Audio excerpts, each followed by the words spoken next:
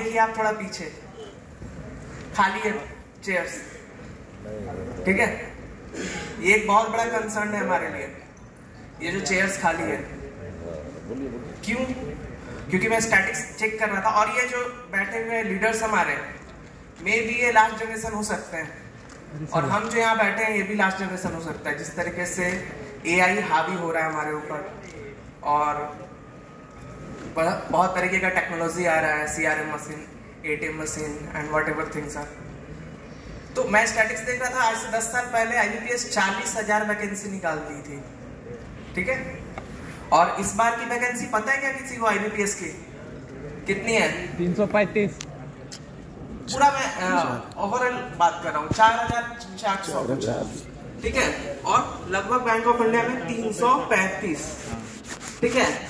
अगर यही सिलसिला चला तो हमें नहीं लगता है कि इतना बड़ा हॉल का जरूरत पड़ेगा। एक छोटे से रूम में हम आज के बाद वाला जो मीटिंग होगा 4 साल बाद, 5 साल बाद वो कर सकते हैं और हो सकता है 15-20 साल बाद एक राउंड टेबल मीटिंग होगा। लगता है कि नहीं? आपको लगता है ना? कंसर्न वाली बात है ना ये। तो इसके लिए हमें क्या करना पड़ेगा? इसके लिए हमें आंदोलन करना होगा। आंदोलन का रूप दिन प्रतिदिन बहुत हाईटेक होते जा रहा है और मैं अपने बारे में थोड़ा सा बता देता हूँ। मैं जैसे मैं पुणे यूनिट में हूँ बैंक ऑफ इंडिया का और रत्नागिरी जोन है और मैं Maharashtra state bank employ federation का ट्विटर और फेसबुक हैंडल करता हूँ और AIBA के सोशल मीडिया टीम में हूँ। तो वहां से मुझे जो भी एक्सपीरियंस मिला मैं वो आपको बताता हूँ। क्या है, पुणे में यूथ कन्वेंशन भी हुआ था स्टेट फेडरेशन का, तो वहां पे भी मैंने बताया था ये चीज कि इंपॉर्टेंस क्या है सोशल मीडिया का। मैं वही पॉइंट एक आपको बताता हूँ कि इंपॉर्टेंस क्या है सोशल मीडिया के आज के डेट में। आपको घर में आराम से बैठ करके तकिया लगा करके AC ऑन करके सिर्फ मोबाइल एंड फिंगर टिप से आप एक आंदोलन खड़ा कर सकते हो। ट्विटर पे हैशटैग यूज करके आपको ट्वीट करना है, कुछ नहीं करना है ना, आपको ट्रेन का टिकट पढ़ करके इंदौर आना है ना कहीं जाना है, ठीक है। बहुत सिंपल चीज है वो, आपके फिंगर टिप से वो आप कर सकते हो। और टेक्नोलॉजी इतना आज वास्ट है और जो सेंट्रल गवर्नमेंट है, मैं नाम नहीं लूंगा central government, present central government, उनकी टेक्नोलॉजी भी बहुत वास्ट है और इंटेलिजेंस उनका। आप यहाँ बैठ के इंदौर में क्या कर रहे हैं, ठीक है, वो अगर चाहें तो आधा घंटा में पता कर लेंगे, ठीक है। कि आप यहाँ बैठ करके क्या कर रहे हो ना, वो चाहेंगे तो आधा घंटा में पता कर लेंगे। तो हम कुछ ऐसा क्यों नहीं करें अपने फिंगर टिप से कि हम बता दें 15 मिनट में कि यहाँ क्या चल रहा है।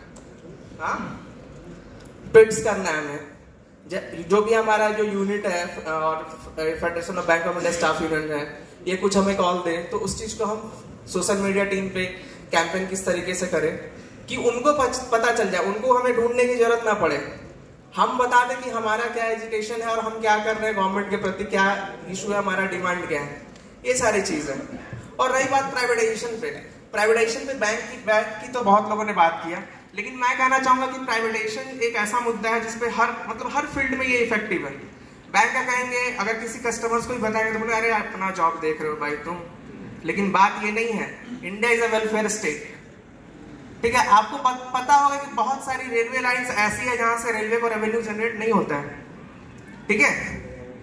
वो ट्रैक पे भी आज पैसेंजर ट्रेन और बाकी ट्रेन चलती हैं, लेकिन कल के डेट में अगर वो प्राइवेट प्लेयर्स के पास चल जाएगा, सो कॉल्ड A&A, ठीक है, समझ गए किनके बारे में बोल रहा हूं, तो क्या होगा, वो बंद कर देंगे भाई। नहीं, हमको रेवेन्यू जनरेट नहीं हो रहा है, हमको नहीं चाहिए। आज मैं जिस ब्रांच में पोस्टेड हूँ, चारों तरफ से पहाड़ है, बहुत काफी सुंदर है रत्नागिरी, कभी आप लोग घूमने चाहिए तो। 24 गांव है, चारों तरफ पहाड़ है, ठीक है। एक भी प्राइवेट बैंक नहीं है वहां पे, ठीक है। HDFC हो या ICICI बैंक, उनको क्या मतलब है उस गांव में जाकर के लोगों को सर्विस देने का? कोई मतलब नहीं है। ये हम पब्लिक सेक्टर बैंक है जो ये काम कर रहे हैं। और भी बहुत सारी चीजें हैं। पब्लिक मनी को लूटा कैसे जा रहा है उसके बारे में बताता हूँ, एकदम लीगल तरीके से, क्लियर लीगल तरीके से। इलेक्ट्रॉल बॉन्ड जानते होंगे आप लोग, इलेक्ट्रॉल बॉन्ड जानते हैं? इलेक्ट्रॉल बॉन्ड, उसमें क्या है, कोई भी कॉर्पोरेट प्लेयर गया जा करके इलेक्ट्रॉल बॉन्ड खरीद सकता है और उसको किसी भी पॉलिटिकल पार्टी को दे सकता है। ठीक है, कॉर्पोरेट सो कॉल्ड A&A वही खरीदेंगे ज्यादा, और भी लोग होंगे लेकिन हाइप उनका ज्यादा है।